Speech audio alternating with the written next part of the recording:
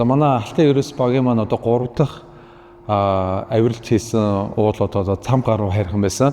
Тэгээ шууд ингээд газрын зураг мапэд илгэж хараад. За эндээс шууд ховд ордог зам байд юм байна. Бөөндөө тийшээ ингээд явах уу гэд. За тгийгээ тэгээ бүгдийг шийдвэрээ гаргаад тэр замыг сонгоод явсан. Мөнх харнаасаа яваад уг нь цаагаараа тойроод шууд ховдын уртлаас орё гэд яг хөдлөө явсан чинь нэг шаварт шууд суугаад тэгэл за яав юу болов гэж гараад ирсэн чинь фургон маань баг хойдлих нь ингээл тэр чигтээ ингээд суудсан байсан. Тэгэл ерөөсө багаараа шууд хүмүүс бүгд гараад бүгдийг ингээл чулуу түлгээл тэгээд тент чи ингээл ороод тэгээд ядж хаа таавчтай нэг ууланд авиралт хийсэн ядралт авцсан. Тэнгүү дээрээс нөгөө замын эрсдэл гэдэг зүйл чи ороод ир. Тэгэл хурц гिचтэй бараг за нэг ганц хурц байсан баха. Тэгэл шавраа ингээл гараараа ухаалтай ямар ч байсан хоёр талынхаа дугуйг ингээ гаргаж ирсэн. За мөнх харнаас ховд орох замд 20 км яваад шавар цуусаа.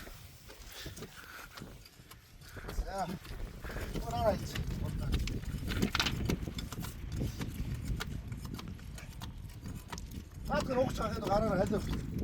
Маа. Гэр жоо малтаж байгаа.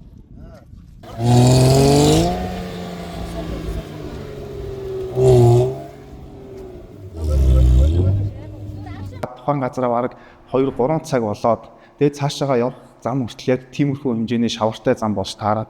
Тэгээд бид хэд ер нь за буцъя. Тэгээд төв замаа бараадаад ер нь яг мэддэг замаараа ер нь явсан дээр юм байна гэд махас сум ороод тэгээд ховд ороод ховдынхаа буянт хоолын хэрэг дээр нэг хоног шаардлага гараад буянт хоолын хэрэг дээр нэг хонсон.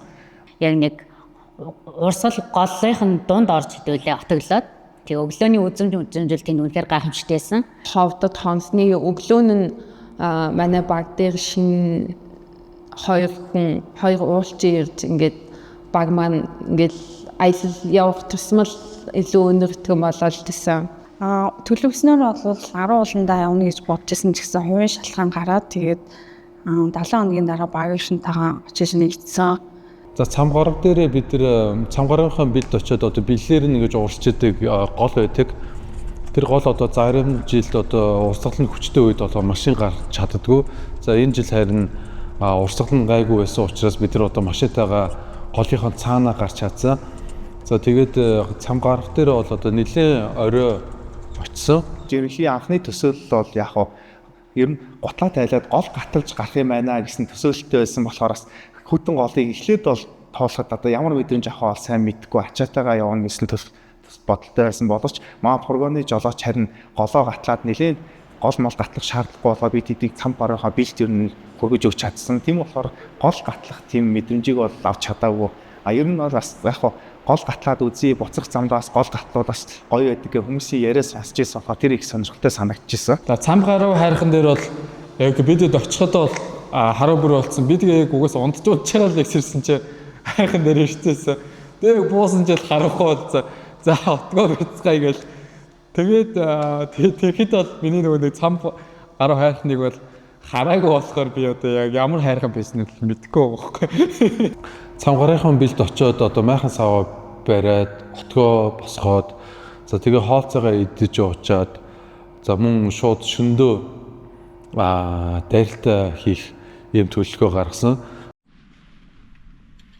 1 4 5 За эсвэл цам гарын хариулт эхлэх гэж байна. Цагид болж байна. Жохоо. Хэд болж байна? За 2:40. Орон нутгийн цагаар шүү дээ. Би орон нутгийн цагаар. За 2:40 хөдөлж байна.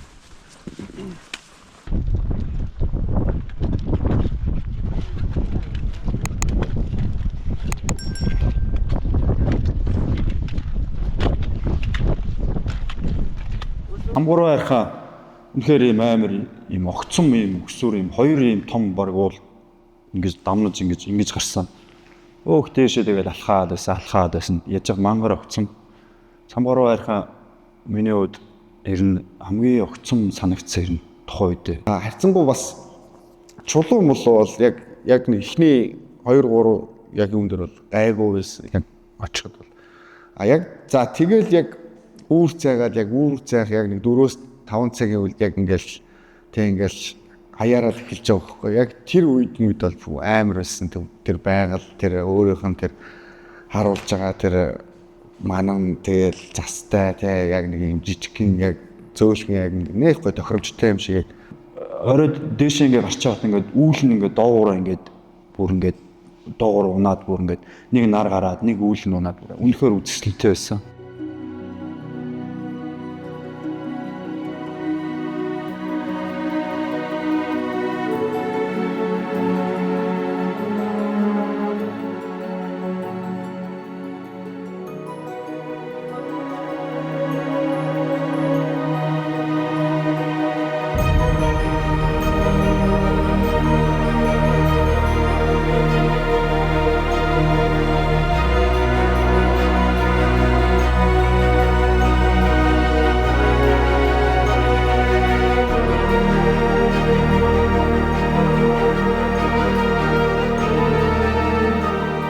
Эмэгтэйгөр ингээд тийм манан дунд ингээ алхахыг хүсдэг байхгүй юу. Тэгээд надад тийм юм таархалаа гэдгсэн чинь чи азтай бол таарна гэдэг надад тэгсэн байхгүй юу. Тэгсэн чинь би бол амар азтай байсан.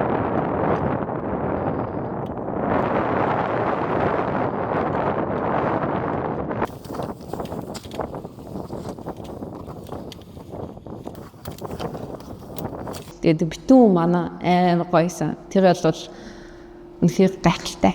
Тэгээд цам гар руу авирж байхад бол айгүй манантай ерөнхийдөө айгүй бас үзэгсэлэнтэй гоё байсан.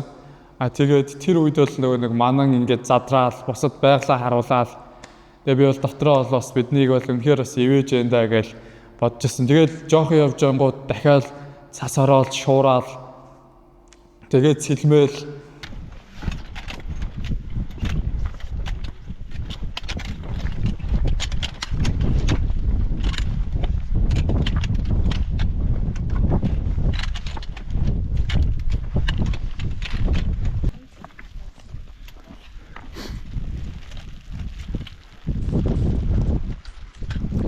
Тэгээ авиралтын үед болохоор ер нь бол бас зарим тохиолдолд хүн өөрийнхөө биеийн байдлаас болоо буцах шаардлага гардаг. Жохон бага унтсан байсан болохоор өглөө авиралт хийж ахт маш их ядарсан. Авирал жохон хэцүү санагдаад тэгээд зөвшөөрөл аваад би доошоо буусан ганцаараа.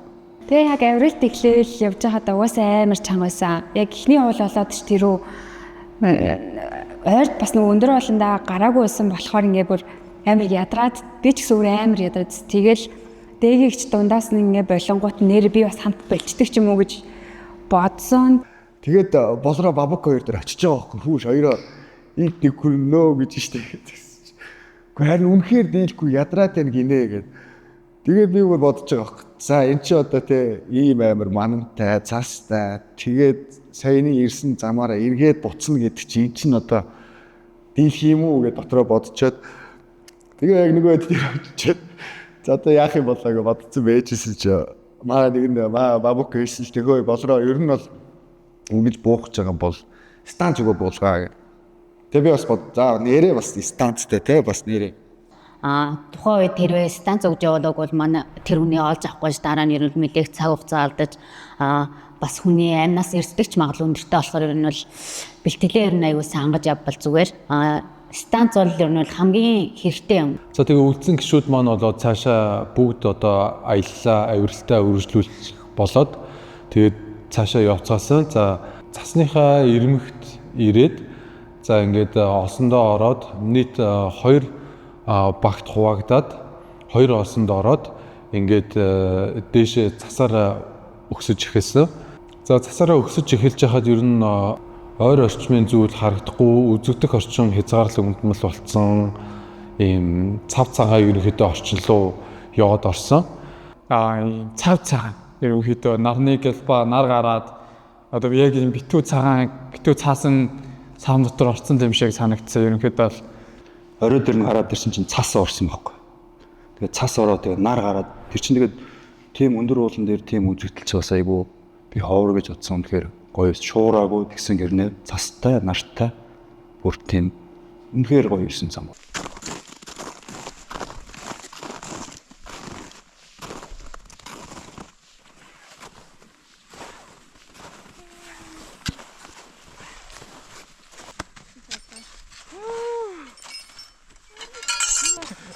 Баярлалаа да.